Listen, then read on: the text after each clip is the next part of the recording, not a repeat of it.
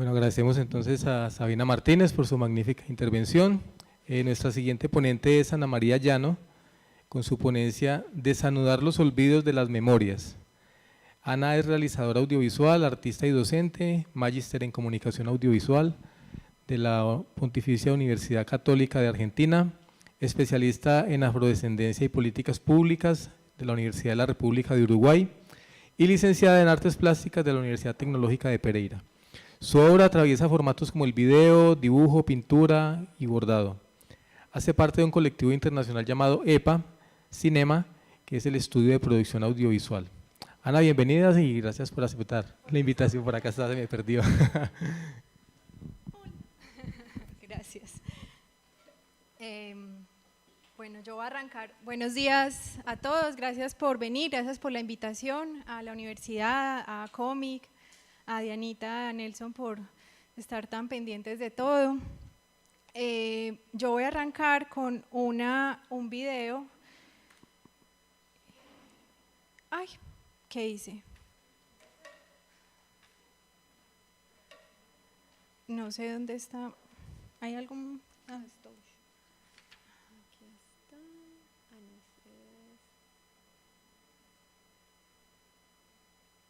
Porque le di enter y se fue. Creo que se fue. Sí. Vamos a buscarlo en papelera. Que no existe.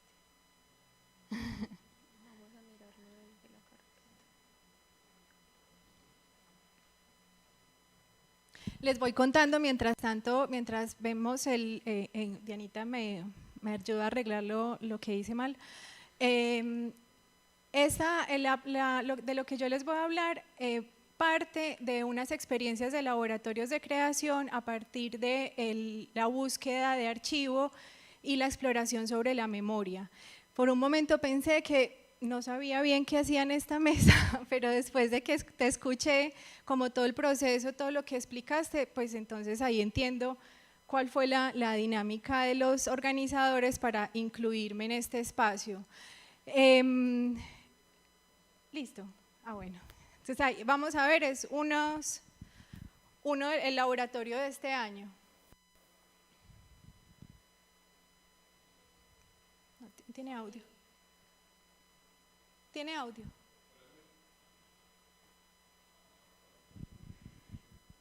Estos laboratorios, les sigo contando, estos laboratorios, el principal espacio que me dio el lugar a realizarlos fue la maestría en estudios culturales de la Universidad Tecnológica, que en la cátedra de narrativas de la memoria me dio espacio para realizarlo. Ya creo que lo he realizado 4 años consecutivos y lo que busca es hacer…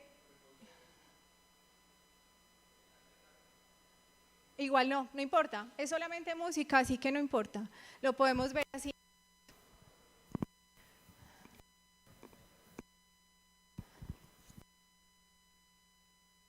Música.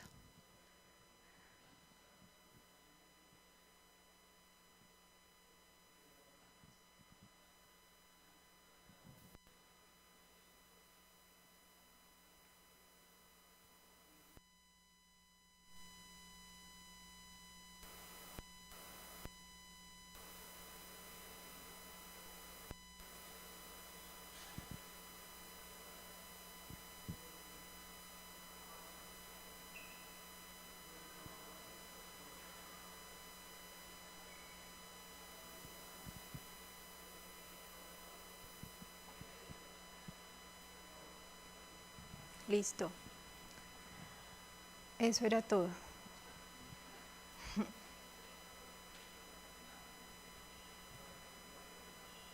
Y ahí voy. ¿Cierro acá? Sí, lo puedes cerrar ahí. Y aquí está fuera del margen, mesa 1 y… Ahí se me hace el fa. Listo. Listo. Bueno, entonces, este es el proyecto. Las imágenes que vamos a ver, intenté ser como lo más general posible porque los laboratorios tienen como un convenio de confidencialidad. porque se desarrollan, salen muchas historias íntimas y la idea es que sea un espacio de confianza y eso no se divulgue, entonces la información es como las fotos son muy generales, no hay tanto detalle sobre los procesos. Este no es el de año, este es el del año anterior o el 2021 creo, que todavía estábamos en periodo de pandemia, por eso la mascarilla. Entonces, desanudar los olvidos de las memorias. Hay muchas analogías que voy usando en este ejercicio de investigación que tienen que ver con esto del tejido y la costura.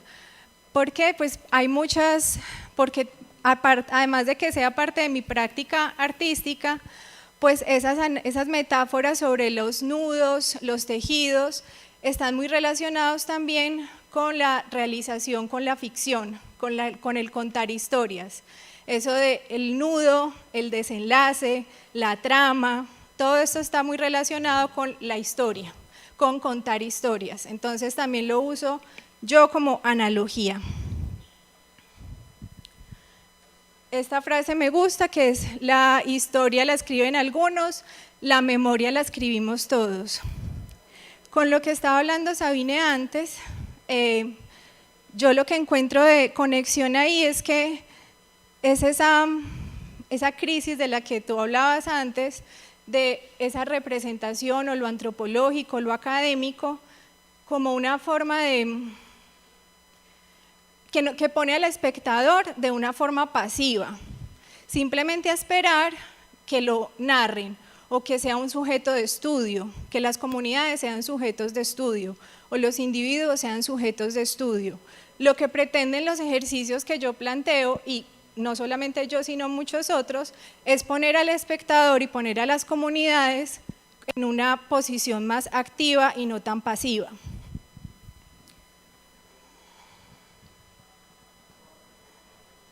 Y con esto algunas veces inclusive pues puede llegar a ser contradictorio que yo, perteneciendo a la academia y que me guste tanto la academia, pues pareciese que fuera en contra de este ejercicio académico, pero no pretende ser. Algunas veces es como que se han formado como resquemores o tensiones en ese aspecto, y que estos planteamientos no pretenden ser una competencia, como lo dice ahí, no es una competencia académica de la historia y la memoria. A mí me gusta estas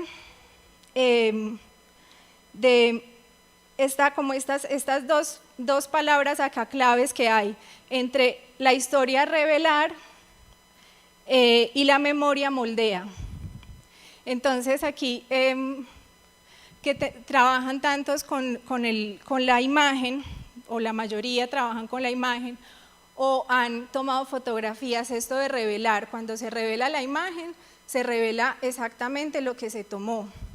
Pueden haber algunos juegos de color, pueden haber cosas de postproducción de las imágenes, de las fotografías, pero la imagen tal cual sale, es tal cual está la realidad, ¿cierto? Es como muy concreta. Pero la palabra, la acción de modelar es más orgánica, porque vos, si estás modelando arcilla, por ejemplo, o plastilina, o escultura digital, pues puedes ir haciendo cambios lentamente en la obra, en la imagen. Puedes ir estilizándola, agregándole elementos, puede ir cambiando. En cambio, en el revelado de la fotografía es algo mucho más concreto.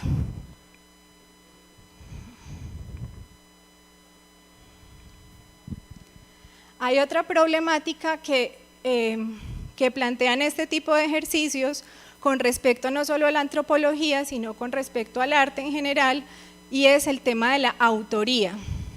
Entonces, en los ejercicios que se plantean como estos, la autoría, estoy pensando en ejemplos como otros artistas que trabajen con el tema memoria, como, no sé, como Doris Salcedo, como Magdalenas por el Cauca, como Beatriz González, que esos artistas toman historias concretas de personas, si se acuerdan de una obra grande de Doris Salcedo, la última, que era con cenizas, en unas telas grandes que puso en la Plaza de Bolívar, ella empezó a poner nombres de personas, nombres de víctimas.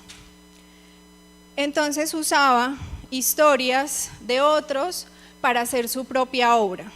Eso le generó tanto alabanzas como críticas, porque para algunos instrumentalizaba no solo a las víctimas, sino también a quienes colaboraron en la ejecución.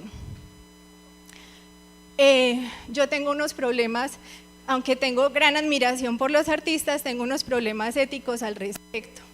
Entonces, mi interés es que los propios participantes de los laboratorios generen sus obras.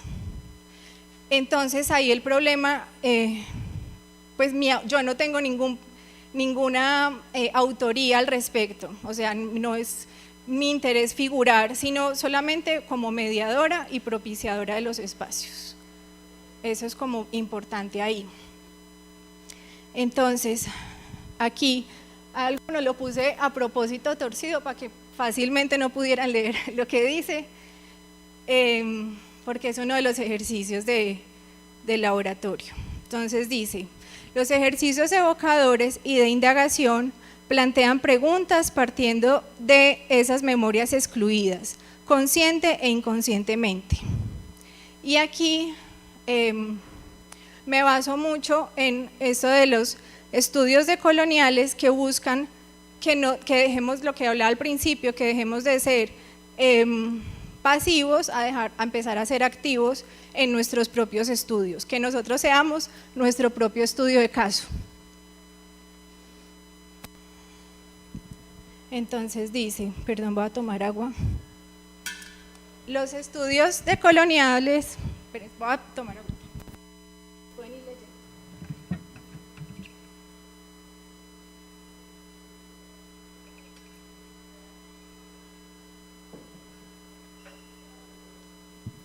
Entonces dice: los estudios decoloniales han contribuido a abrir espacios y buscar nuevas maneras de contar historias e interpretarla teniendo en cuenta testimonios de fuentes diversas, contarnos a nosotros mismos a partir de las narrativas del yo. Hace un tiempo, inclusive ahorita también en la academia, yo siendo docente, siempre se le pide a los estudiantes las fuentes, citar las fuentes, citar las fuentes, citar las fuentes, y si uno no tiene el artículo o el libro, es difícil que esa fuente sea aceptada como cierta.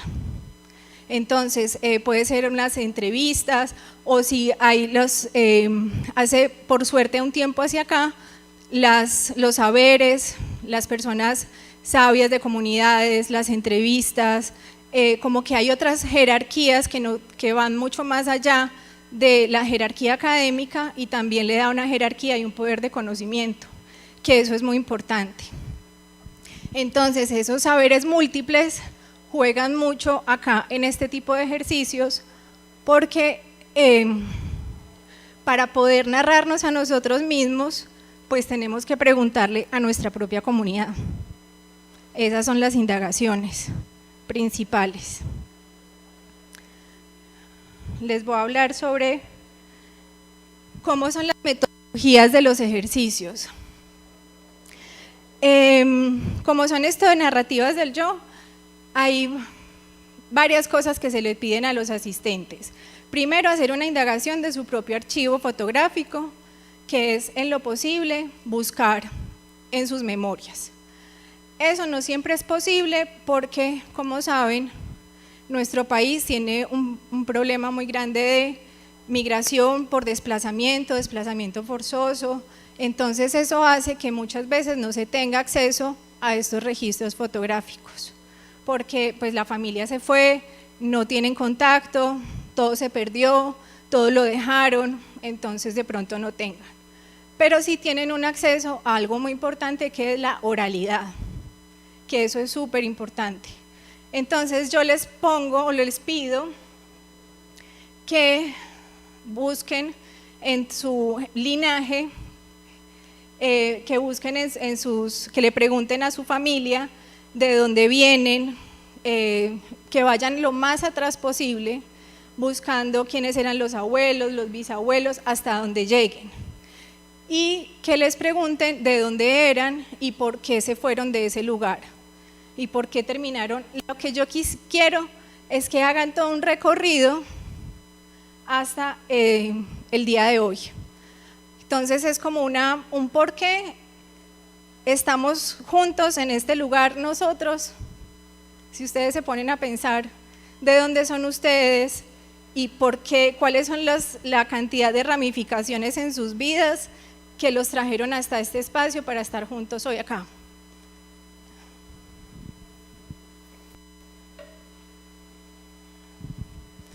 Les voy a leer un pedacito. Las indagaciones sobre las memorias han sido un tema recurrente y urgente en las últimas décadas en países y comunidades que luego de sobrevivir a periodos violentos evidencian o intuyen la necesidad de reflexionar acerca de lo sucedido. Las formas de llevar a cabo estas acciones son tan variadas como válidas. Y esto es muy importante, esto último para mí o para los ejercicios, porque cada grupo o individuo lleva sus duelos y dolores de la forma en que pueda, dependiendo de su contexto cultural. Perdón. Esto quiere decir, este micrófono me estorba, esto quiere decir que en el país como el nuestro, donde llevamos generaciones de conflicto, pues sobrellevar estos duelos y estos procesos de resignificación, de memoria, de encontrarse, de llevar un duelo, de entendernos como comunidad, es un problema muy complejo, porque estamos como sobrellevando una herida tras otra. Entonces, es fácil juzgar o es fácil encontrarnos con eso de este es un país sin memoria y como que aquí nada pasa y aquí no nos duele nada, pero también es como entender y empatizar un poquito con el otro y con nosotros mismos, con esa historia irresuelta que tenemos. Entonces, en muchos países, inclusive en el nuestro, no se ha priorizado el tema de la memoria. En países, en Latinoamérica en general ha sucedido muchos momentos de conflicto, y en Uruguay, por ejemplo, cuando se terminó la dictadura, hubo un decreto que se llamaba perdón y olvido. Y ese perdón y olvido era como aquí no pasó nada y arranquemos de cero. Años después, sí se empezó a trabajar más sobre el tema de memoria. Entonces lo que se buscó es reparación, no repetición, verdad, reparación y no repetición, que eso es súper importante.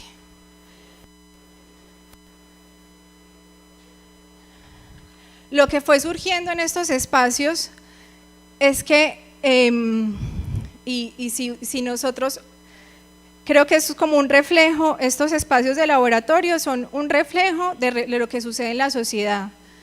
Cuando yo empiezo a contar la historia, a dar a conocer la importancia de esos espacios sobre la memoria, o de reencontrarnos con esos aspectos sobre la memoria, es común encontrar que las personas asuman estos aspectos de conflicto como exteriores a su vida, porque están bien, porque están en una universidad, o porque no han pasado hambre, o porque siempre han tenido una casa, ¿cierto? Porque aparentemente están bien. Mi interés tampoco es hacer sufrir a los asistentes y que salgamos todos llorando y que como que nos angustiemos todos en el laboratorio, pero sí mi interés es como que conecten con su propia historia y que conectemos con su propia historia. Metodológicamente lo que yo intento es que sea un espacio horizontal, y ya que ellos van a contar sus cosas, pues yo también cuento las mías, porque a nivel personal pues llevo años en esa indagación. Entonces, lo que sucede es que a medida que va avanzando el taller, ellos se van dando cuenta de su propia historia. Y eso es muy interesante que pase. Es muy conmovedor también. Importante sobre esto es estos espacios de diálogo y de escucha activa, porque acá, aunque el trabajo es muy individual, debe haber un trabajo colectivo, debe haber como una conexión. Si todos están en la misma sintonía, es más fácil que las cosas sucedan, a que sea alguien que sea simplemente espectador, por esta horizontalidad del conocimiento de las que les hablé antes.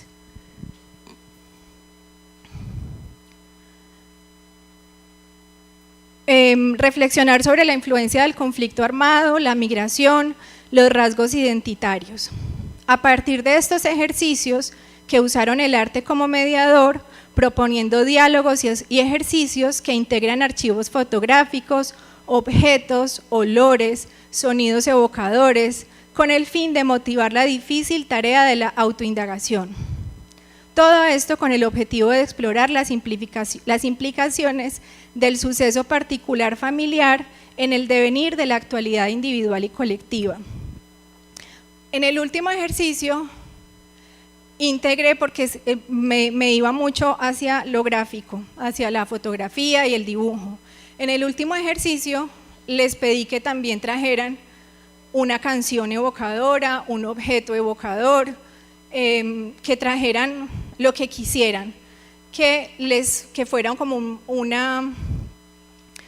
objeto fundante para su propia identidad. Entonces aparecieron cosas muy chéveres ahí. Hubo una compañera que hasta trajo una botella de aguardiente amarillo, una radio. Entonces el objeto de la botella era pues como una historia familiar en torno a ese licor, canciones. Había una compañera que era música, entonces trajo su instrumento y empezó a tocar. Han pasado muchas cosas muy bonitas alrededor de esto. Como también han existido personas de resistencia que no han querido interactuar, porque enfrentarse a eso es bien difícil.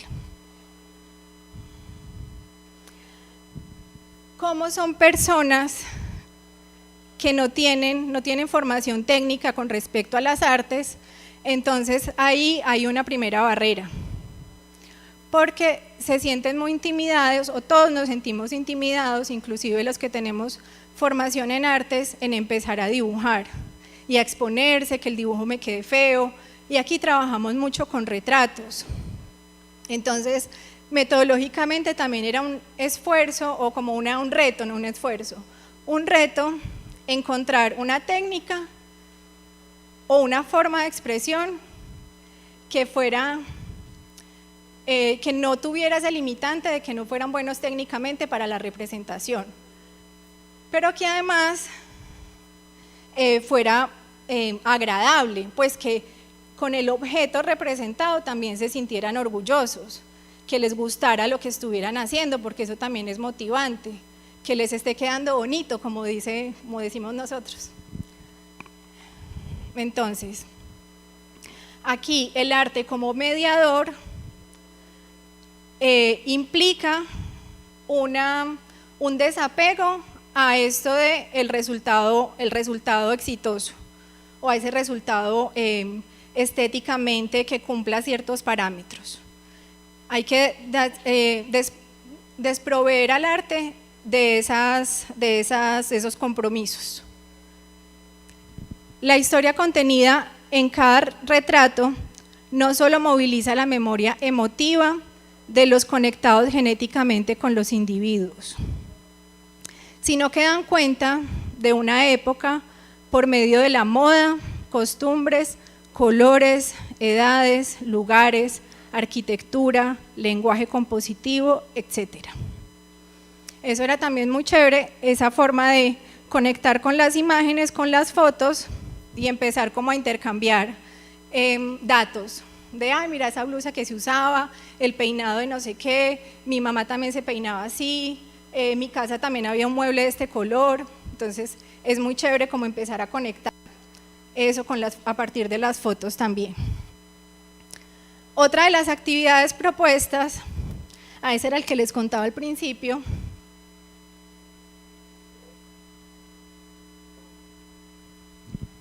fue un ejercicio de ubicación espaciotemporal con la historia familiar. Entonces, esta es una versión que era con post-it, ha aparecido otra versión que es con escritos, bueno, pero en general el ejercicio es básicamente el mapa de Colombia y empezar, cada uno de los asistentes elige el color de un hilo y empieza a armar su línea de tiempo en el mapa. Entonces empiezan a mirar de dónde vienen sus familias, por qué se movieron y a partir de eso hacer una reflexión. Entonces hay una línea de tiempo, 70s, 80s, 2000, íbamos como haciendo alrededor las décadas y cada uno iba escribiendo quién era el personaje que estaba en ese lugar. ¿Qué salen ahí? No solamente las historias conocidas, sino las desconocidas. Ahí empiezan a aparecer esos familiares de los que nadie habla, esos familiares de los que nadie habla no solamente porque de pronto hizo algo malo o se equivocó, sino que de pronto porque es doloroso la historia de ese familiar, entonces no quieren tocar ese tema. Aparecen conexiones de historias que se repiten porque, no sé, se dan cuenta que muchas veces se daban cuenta de los matriarcados, que las mamás terminaban solas criándose a los hijos porque al papá le pasaban cosas, no solamente por abandono, sino también por situaciones de violencia, asesinatos, desapariciones. Fue un ejercicio de ubicación espaciotemporal de la historia familiar, presentando un mapa de Colombia y una línea de tiempo que invitó a entretejer la historia propia con la del grupo. Desde una perspectiva de memoria activa y colectiva, se buscó evidenciar la resonancia del pasado en el presente, invitando a los participantes a explorar en sus historias familiares, verificables y conocidas por el entorno, como también las ocultas o con menos posibilidades de ser confirmadas por sus protagonistas. La conciencia de todos los sucesos que tuvieron que suceder, eso es lo que les decía al principio, que suceder o no para que estemos aquí sentados. Procesos biológicos, sociales, culturales y estructurales. Y cuando digo eso, no solamente son como de los hechos que tienen que ver con las personas, con los grupos familiares o con las estructuras sociales, sino que inclusive con el mismo, como la conciencia de estar en este espacio en el que habitamos. Un edificio, que este piso es de madera, esa tela es de ciertos materiales, cuál es la tecnología que se llevó a cabo para poder que nosotros estemos aquí viendo una proyección en una pantalla grande con iluminación, aire acondicionado.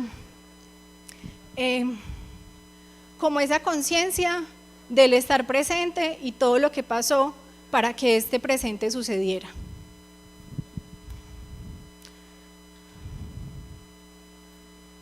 Reconocer nuestro pasado nos reconecta con nuestro interior y como sociedad. Cuando yo les decía al principio que muchos de los participantes no se reconocían como víctimas, en este país todos somos víctimas. Y con eso vuelvo y repito, no quiere decir que ya nos vayamos de aquí tristes todos, sino que es un reconocimiento. Y cuando nosotros tenemos esa conciencia, o lo que ha sucedido en los laboratorios, no voy a ser general ni enfática como con estas aseveraciones, pero lo que ha sucedido en los laboratorios es que se genera empatía, y eso es tremendamente valioso. Entonces, más allá de que se lleven un cuadro para enmarcar y poner en la sala de la casa, lo que yo busco es generar esos espacios de empatía por medio del arte como experiencia mediadora.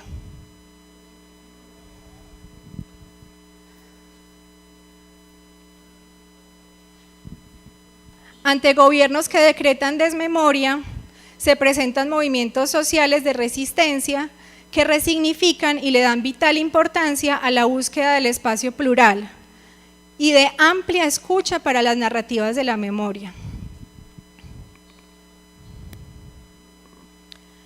Aquí habían cosas también, no sé cuánto tiempo tengo, ¿estoy bien? Ya voy a terminar.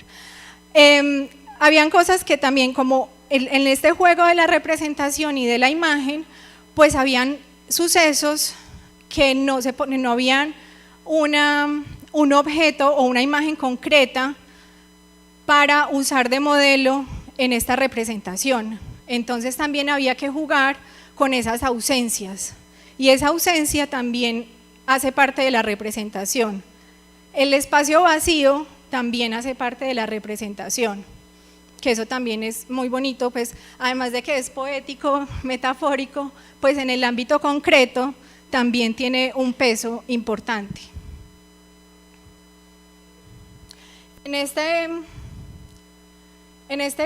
Creo que este fue el primer laboratorio que usábamos esto de fotografías y hacer recortes y hacer nuevos collages, y un aliado muy grande fue para los generación vintage como yo, es el papel carbón, porque ahí podíamos como calcar y parecía dibujo, entonces funcionaba muy bien.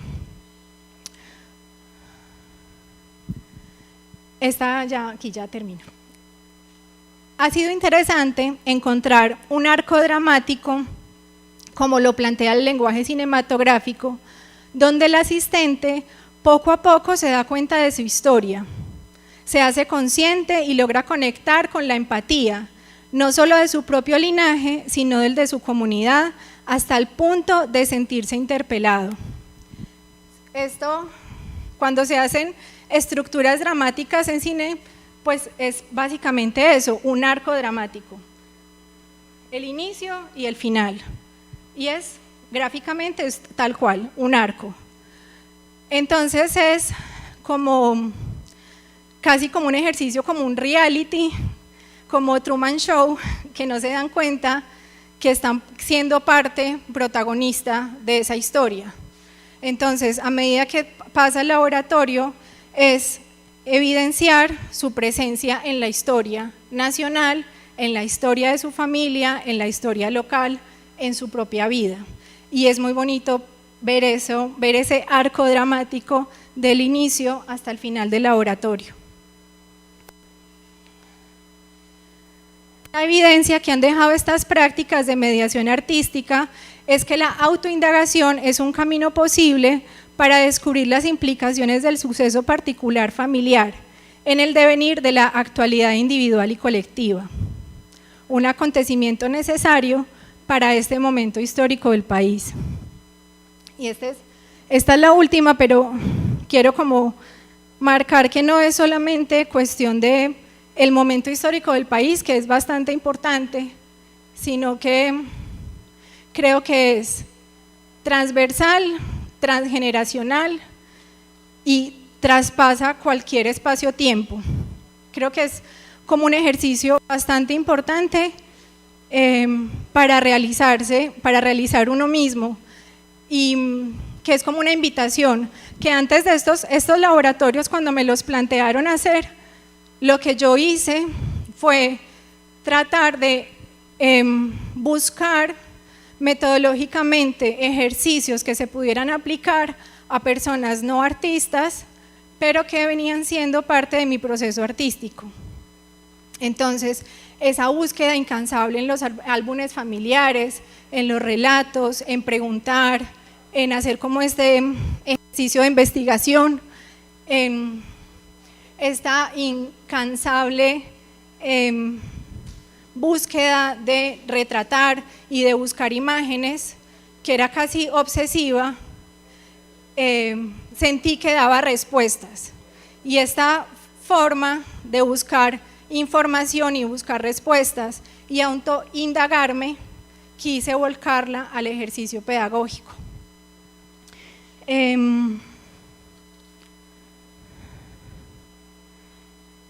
Por último,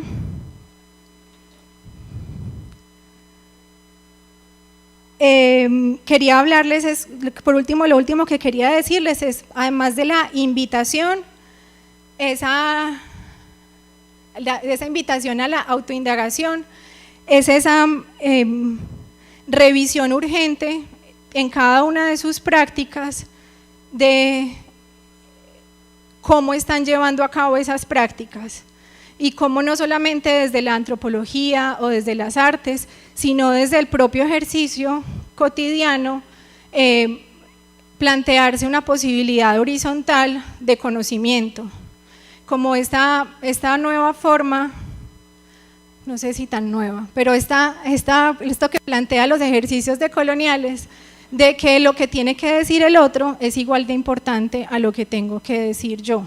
Entonces, como bajarnos de ese pedestal y empezar a tener una escucha activa con los relatos de los otros. Eso es básicamente todo y muchas gracias.